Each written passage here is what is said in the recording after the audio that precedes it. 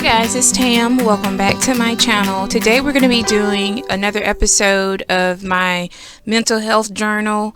I think I've mentioned before, but if this is your first video you're catching in this series, May is Mental Health Awareness Month, and so I thought it would be awesome if I did a series here on my channel, which may roll over into just, random journaling in this journal, because I'll still have quite a few pages left, around 20 or so, once I'm done with the month of May. So I may go ahead and finish out the rest of those pages on camera. So we'll see how it works out, but I'm showing you guys how I do my foundation pages. I basically put down paint and whatever, so it's more along the lines of an art type journal, which is very relaxing for me. Anything art, mixed media, or you just allow me to slap paint down and really not have to think about what I'm doing.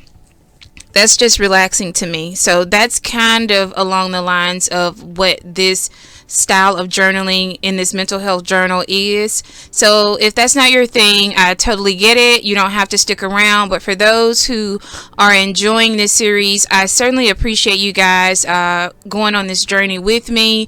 And for those who are suffering from any mental health disorders or illnesses, we certainly need someone who is brave enough to put themselves out there and let you know just how what's the word I'm looking for? How common it is for people to have mental health issues, and you're not alone. So, the person can look totally normal on the outside, not giving any vibes that there's something going on internally, but they could still have struggles, right? And so just because you can't see anything physically doesn't always mean someone isn't having any struggles. So today's video is a little bit longer than the rest of them. I combined 3 entries in this particular video. I am behind. I believe I did day 19, 20, and 21. And so I'm 5 or 6 days behind, but I'm going to get caught up. It's just going to take me a minute. So I'm doing, like bunches of pages at one time to kind of help myself get there. So you're gonna see 3 of these processes in today's video. So I'm gonna do my foundation pages first, just slapping some paint down for those 3 days. And while you see that on the screen, I'm going to go ahead and read some of the mental health statistics. Now, I pulled these statistics from, I think it was a psychiatric website. If you're interested, I'm sure you can just Google search mental health statistics, and you're going to get like so many different results, because it's no secret that a lot of people are dealing with this illness. The thing is, a lot of people just don't talk about it. So we're going to kind of break that statistic of folks trying to hide their mental health illnesses. It's not a sign of failure. It's not a sign of you being weak. I mean, we just have to take it as a regular illness. Nobody gets bashed because they have sickle cell disease. Nobody gets bashed because they have a heart disorder. Nobody gets bashed because they have asthma. So for me, and I feel a lot of other people as well, the same is true for mental health. It's not something that we can just turn on and off when we get ready. It is a true illness. It is something that you have to be aware of, get help for, and just be conscious of what your triggers are. So I'm going to talk a little bit today about my triggers. I always try to share something personal in these videos so that, it's just not all statistic, but I'm going to, just try to give you guys a little bit of insight into some of my known triggers, and I'm sure there are some things I don't even know about, but I am currently seeing a therapist, and hopefully we can get down to the root of some of my problems, and hopefully one day I can come off of my meds and I can kind of get back to a healthier place. So some of the statistics, I'm going to read a few of those for you guys. So here we go. Each day, an estimated 18 to 22 veterans die by suicide. 7.7% of youth had no access to mental health services through their private insurance. And that's sad. Depression is prevalent and increasingly recognized. Depression is a prevalent and increasingly recognized risk factor for both the development of and the outcome from coronary artery disease. So even depression is linked to heart disease. That just goes to show how serious mental health is. People with ADHD are 18 times as likely to be disciplined for behavior or other work problems and likely to earn 20 to 40% less than others. 3.2% of children ages 3 to 17, approximately 1.9 million children, have been diagnosed with depression. For every suicide, there are many more people who attempt suicide every year. A prior suicide attempt is the single most important risk factor for suicide in the general population. Researchers analyzing results from the United States National Camaraderie Survey, a nationally represented study of Americans ages 15 to 54, reported that 18% of those who were employed said they experienced symptoms of mental health disorder in the previous month. An estimated 1 in 10 U.S. adults report depression to the CDC. In states with the lowest workforce, there are up to 6 times the individuals to only one mental health professional. This includes psychiatrists, psychologists, social workers, counselors, and psychiatric nurses combined. 7.1% of children ages 3 to 17 years old, which is approximately 4.4 million children, have been diagnosed with anxiety. Approximately 1 in 5 youths ages 13 to 18, which is 21.4%, experience a severe mental disorder at some point during their life. For children's ages 8 to 15, the estimate is 13%. 1/3 of individuals with a chronic illness experience symptoms of depression. And the last one I'm going to read is 2.6% of adults in the U.S. live with bipolar disorder. So those are just some random statistics about mental health illnesses and disorders that are being kept a part of research purposes. And so one of the things that I mentioned in this list that I read today is that people talked about how work kind of results, a bad experience at work. Let me get the exact quote here. It says researchers analyzing results from the U.S. National Camaraderie Survey, a nationally representative study of Americans ages 15 to 54, reported that 18% of those who were employed say that they experienced symptoms of a mental health disorder in the previous month. So one of the things that I noticed was work stress plays a huge part in my mental health. Right now, I'm going through a really, really rough time on my current job, which is one of the reasons why I know I'm not going to be at this job too much longer, because it has began to affect my mental health. I remember being in this place maybe a year or so before my mom got sick, but I was just scared to branch out. I was scared to find something new to do.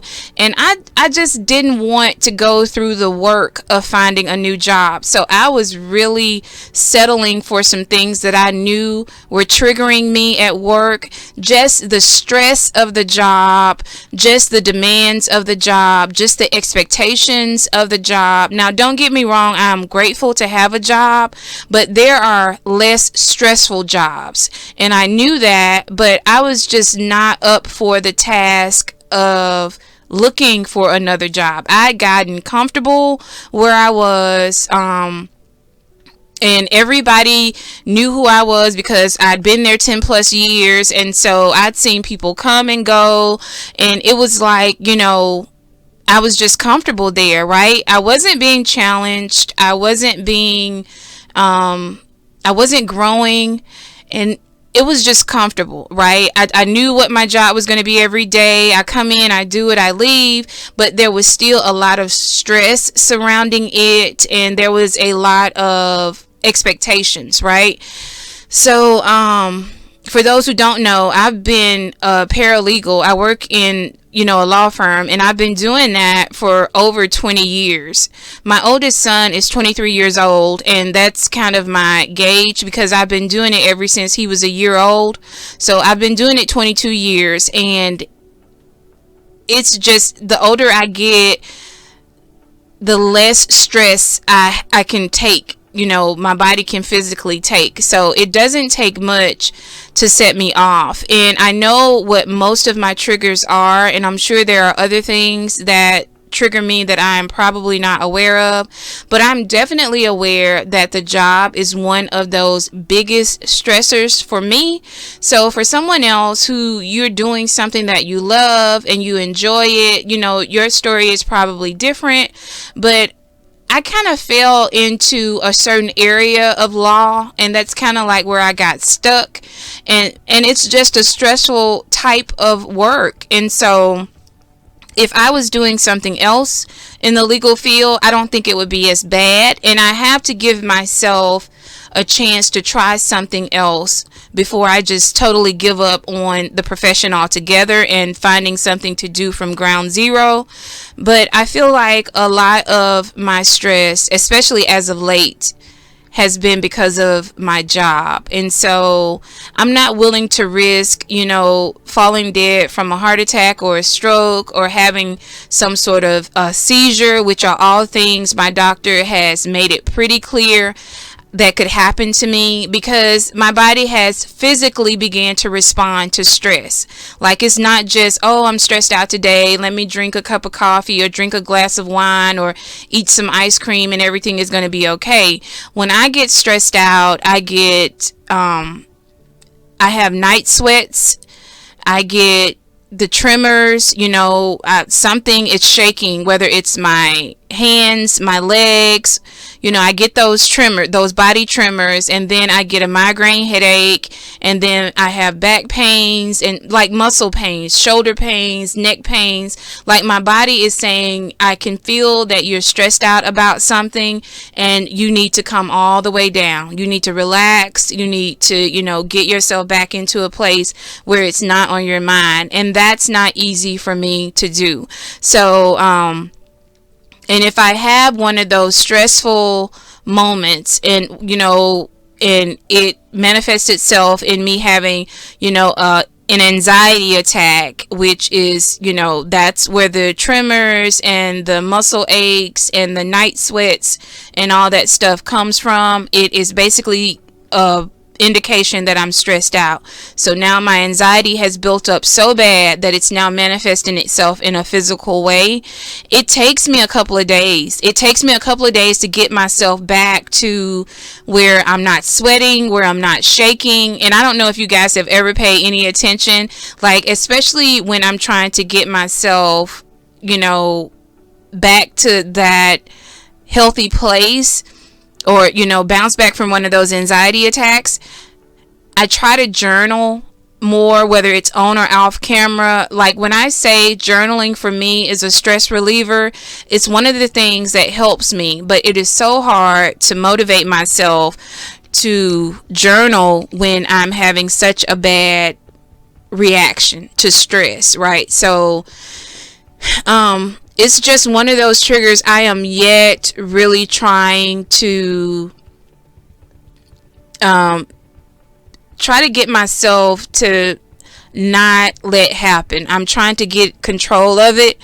So with a lot of prayer, I'm a person of faith. For those who don't know, I just try to pray a lot. Like, Lord, I know that this isn't good for me. I know it's not good for my body. It's certainly not good for my family, because, I'm not able to really be what I should be. And, I just have to go to that place of, I can't worry with the kids. I can't be a wife or none of those things, because I'm no good, right? And so I have to just shut out everybody and everything to try to just get back to a healthy place.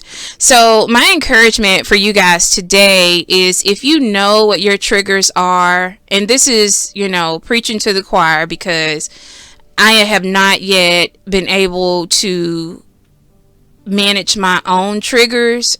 But if you know what your triggers are, and I mean, work is one of the big ones for me, but just something as simple as my children, they're in the stage where they're just trying to figure out what they're going to do with their life. And sometimes our children stress us out. You're looking at them like, I know what you're getting ready to do. The decision that you're about to make is not going to be good for you. And so you worry about your kids. And so my kids are a big one for me. When me and my husband get into an argument, I try not to let that bother me, because nobody's perfect. Nothing is perfect. Nobody's life is perfect. But stress for me is just like my body reacts to it in a unhealthy way. And so whether that's the anxiety or the depression, or just not being in a good place mentally, because you feel like you're broken, right? Like, why I can't handle regular issues like regular people. I just had to come to the realization that my body is not regular, right? So I need to manage it better, and I need to be more in control of my emotions and my responses. And it's hard, y'all. It's hard for me to really get to that place where I am managing my stress and my anxiety and my depression in a healthy way. I have not yet arrived, and I just, want to encourage those who are also struggling. But I think the very first step is knowing what they are. The only way you can begin to work on something or try to be better at doing something is to know what the thing you're trying to be better at is. And for me, I know that is work stress is one of the things that I'm challenged with the most right now. And so I'm just trying to manage it better, guys. And I always feel it's important for us to, if you don't know what they are, get with, whether it's your primary care doctor. There's a lot of people offering free mental health services. So just Google free mental health services, and there's some 800 numbers out there where you can just kind of verbally express what you're going through, and maybe somebody will be able to help you, give you some tips to manage your stress a little bit better, or manage your anxiety, or if you have depression.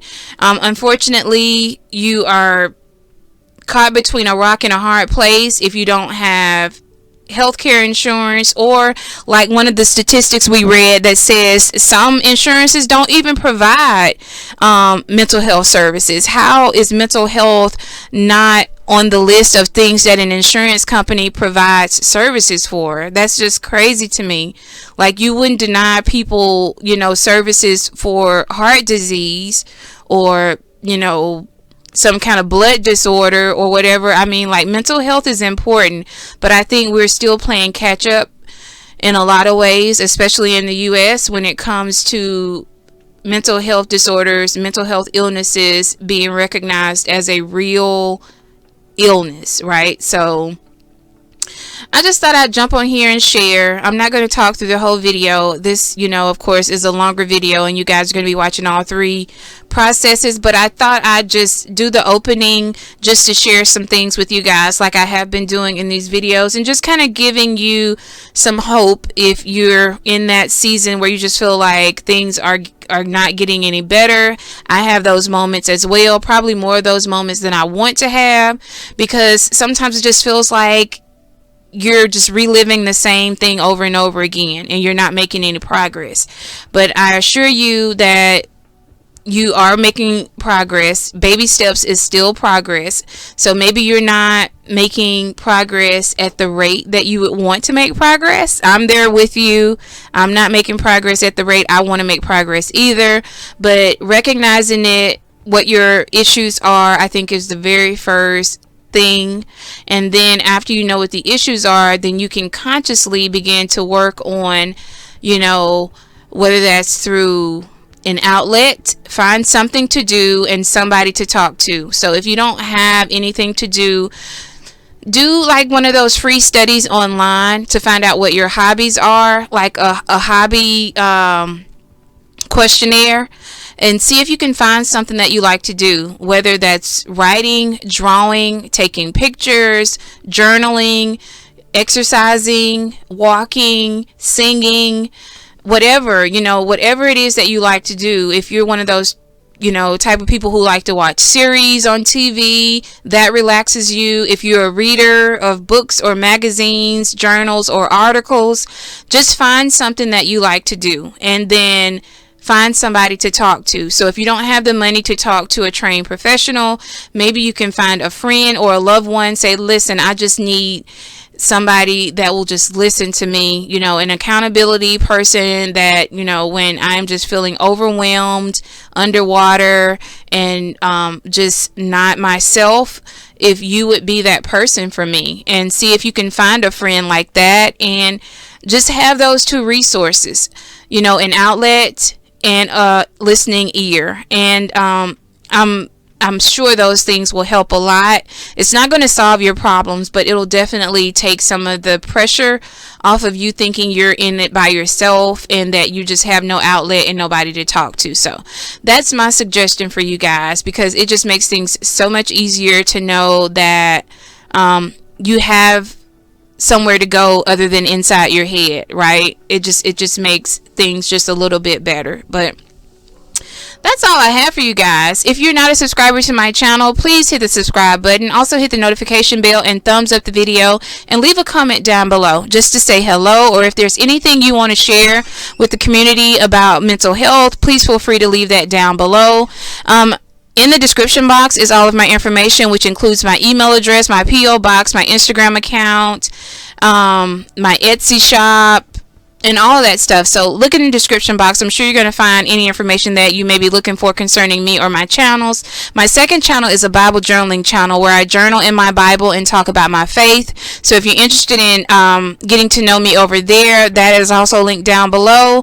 Guys, it is always a pleasure. I hope you're doing well. I genuinely mean that from the bottom of my heart, because I know I've been having a rough few weeks, and I know that somebody out there may be right there with me having a hard time as well. But we're going to get through this one day at a time, moment by moment. Things will not always be this way. Every day is not a bad day, so we got to keep that in mind, that eventually things are going to take a turn and things are going to be a little bit better than they are the day before. So that's what I try to keep in the forefront of my mind, that today may be bad, this week may be bad, the last couple of weeks may be bad, but things won't always be bad. So we just gotta encourage ourselves sometimes. And so I hope I have brought you a little bit of encouragement.